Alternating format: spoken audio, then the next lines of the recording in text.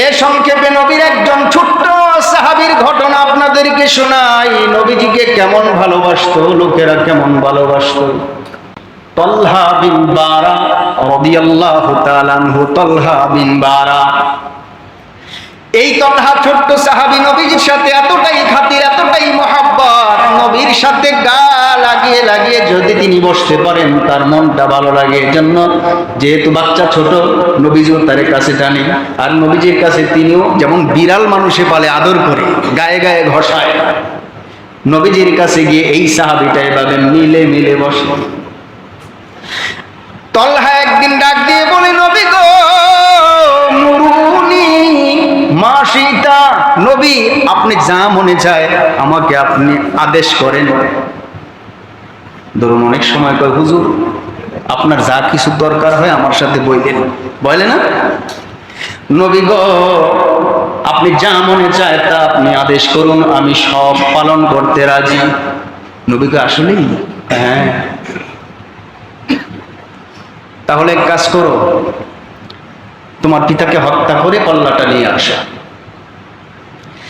দয়াল নবী ফরমান, লা ইউমিনু আহাদুকুম হাত্তা আকুনা হাব্বা ইলাইহি মিন ওয়ালিদিহি ওয়া ওয়ালাদিহি ওয়ান নাসি আজমাইন। যতক্ষণ পর্যন্ত বাবা মার চেয়ে, সন্তানাদের চেয়ে, সম্পদ থেকে, সংসার থেকে যতক্ষণ পর্যন্ত আমি নবীকে ভালোবাসতে না পারবা ততক্ষণ পর্যন্ত পরিপূর্ণ মুমিন তুমি হতে পারবে না। এই হাদিস বলার পর সাহাবী কয়, ছোট্ট সাহাবী কয়, হুজুর গো আপনি আমাকে আদেশ করেন, ওয়াজ করেন, কি করতে হবে বলেন। নবী আমার ডাক দিয়ে কয়, বাবা রে তোমার বাবার কল্লাটা কেটে আমার কাছে নিয়ে আসো। এমনি করে দৌড় মেরেছে ছোট্ট সাহাবী, লাফ দিয়ে উঠেছে, দৌড় মেরেছে, হাতের মধ্যে একটা ছুরি নিলেন। হাতের মধ্যে ছুরি নিয়ে যখন তিনি দ্রুত বেগে বের হয়ে যাচ্ছেন, দয়াল নবী ডাক দিয়ে কয়, তলহা রে দাঁড়া, ও তলহা তুই দাঁড়া। তলহা দাঁড়াইলো, ডেকে বলছে, তলহা রে আমি তো কাউকে হত্যা করতে বলি না, কারণ আমি রহমতের নবী, দয়াল নবী, আমি শুধু তোর ঈমানটা দেখলাম। জোরে কোন সুবহানাল্লাহ। একদিন তলহা অসুস্থ হয়ে গেছে, নবীর কাছে আসতে পারেন না। নবী আমার সাহাবীদেরকে নিয়ে বললেন, ও সাহাবীরা চলো গো তলহার বাড়িতে যাই। তলহার বাড়িতে সাহাবীদেরকে নিয়ে দয়াল নবী উপস্থিত হয়ে গেছে। গিয়ে দেখতেছে তলহা বেহুশ হয়ে পড়ে আছে, কথাও বলতে পারেন না, জ্ঞানও নাই তার।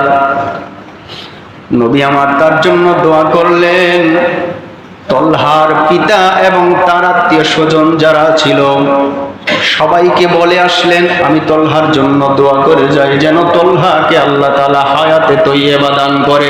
যদি ঘটনাক্রমে তলহা মারা যায়, যদি ঘটনাক্রমে তলহা মারা যায়, আমি নবীকে খবর দিও, আমি দয়াল নবী নিজে এসে তাকে জানাজা পড়াবো। জোরে কোন সুবহানাল্লাহ।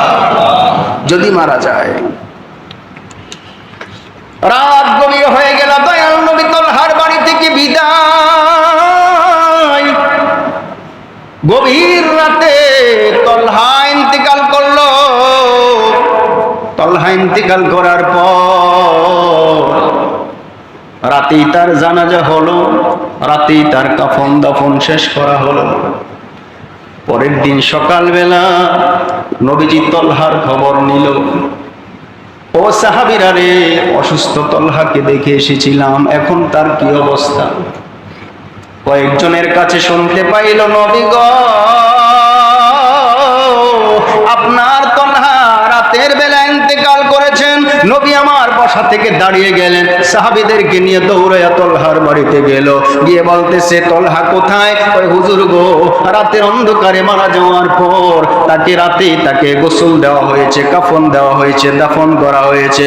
নবী আমার ডাক দিয়ে বলেন, তোমাদেরকে তো আমি বলে গেছিলাম যদি তলহা কোনো কারণে মারা যায় তাহলে আমাকে বলবা, আমি দয়াল নবী এসে তার জানাজা পড়বো।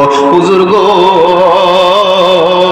আমরা তো আপনাকে খবর দেওয়ার জন্য এক পায়ে দাঁড়িয়েছিলাম, কিন্তু মৃত্যুর আগে তলহা আমাদেরকে যেই ওয়াজটা করে গেছে এই ওয়াজের কারণে আপনাকে ইচ্ছে করে খবর দেই নাই গো নবী।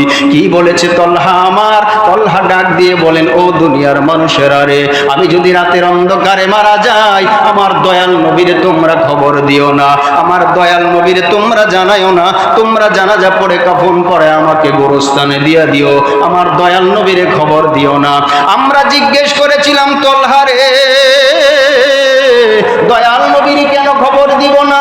তলহা ডাক দিয়ে বলেন, দুনিয়ার মানুষেরা রে, যদি আমার নবী আসে, নবী জানাজা আমার পড়াবে, আমি জান্নাতি হয়ে যাব, এটা আমি জানি। কিন্তু রাতের বেলা আমার দয়াল নবী যদি বাড়ি থেকে বের হয়, আশেপাশে কত ইহুদির বাড়ি, কোন একজন ইহুদি যদি আমার নবীর গায়ের উপরে হামলা করে রে, আমি তলহা সহ্য করতে পারবো না। এজন্য যদি আমি রাতে মারা যাই, আমার দয়াল নবীর নিরাপত্তার খাতিরে রাতের বেলা আমার দয়াল নবীকে তুমি কিন্তু খবর দিও না। জোরে কোন আল্লাহু আকবার। নবী আমার চোখের পানিগুলো ছাড়তেছে আর বলতেছে, ও সাহাবীরা, আমার তলহার কবরটা কোথায় রে? চলো সবাই তলহার কবরের মধ্যে যাই। সকালবেলা দয়াল নবী তলহার কবরের মধ্যে চলে গেলেন, গিয়ে আল্লাহর কাছে দোয়া করলেন, আল্লাহ, আমি একটা খেলা হাসরের দিন দেখতে চাই। আমার আল্লাহ বলেন, কি খেলা? দয়াল নবী কয়, আল্লাহ গো, আমি যেন দেখতে পারি তুমি এক পাশে আর আমার তলহার এক পাশে, তুমিও তলহাকে দেখে হাসো, আমার তলহাও তোমাকে দেখে আসে। জোরে কোন আল্লাহু আকবার।